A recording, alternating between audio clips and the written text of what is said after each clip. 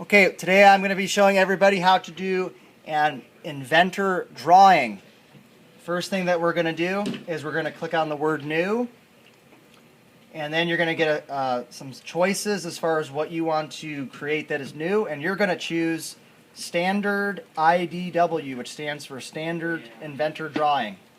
So I'll double click on that, and what's going to happen is it's going to load what you call a blueprint, a blank blueprint.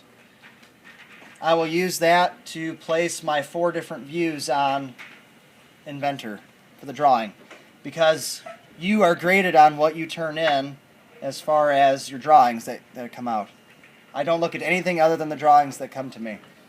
Okay? Alright, this is the blank blueprint right here. The first thing that you want to do is click on the word base, which is found in the upper left corner. This prompts you to a menu. You are going to choose the browser button located right here.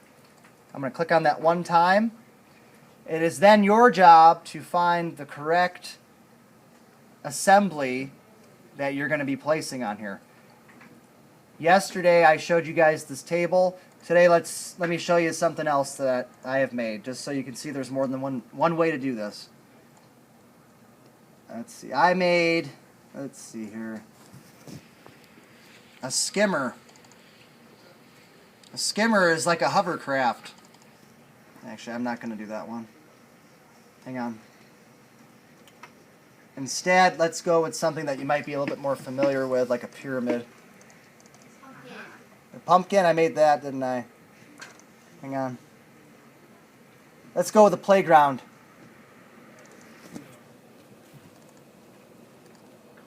Okay.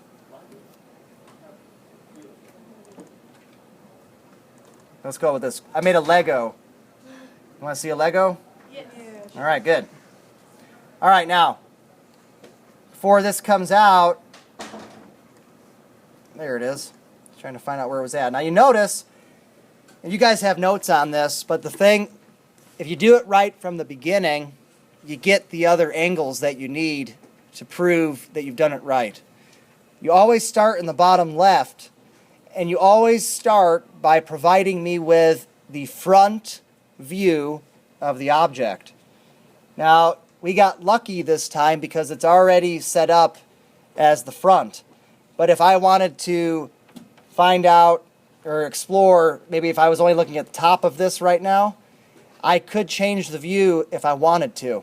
All I would have to do is click on the button called Change View Orientation, which is right here. I'll click on that once just to show you.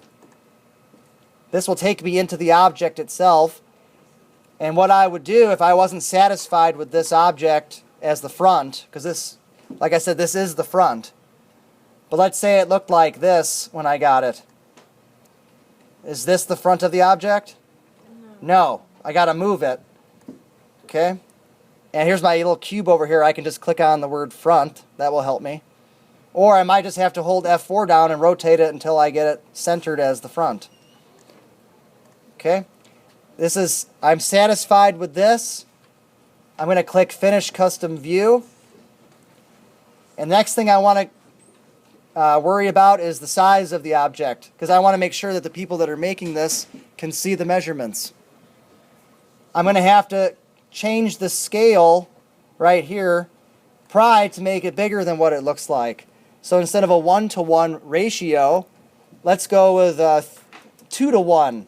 2:1.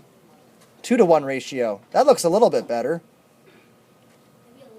That could, yeah, let's try 2.5 to 1. What do you think, Harley?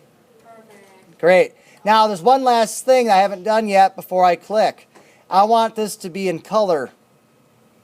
In order to get your objects to show up with a nice shade, you got to click on the word shaded right here. It's this icon. I clicked on that. Now I'm ready for my first view.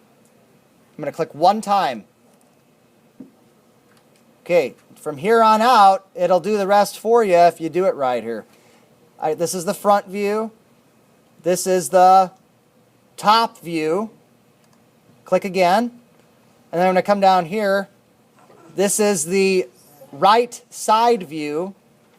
And then the last one is the isometric view. Very good. When I like it, I right click and I say create. Okay, almost done. Only thing you have left to do is add the dimensions or measurements.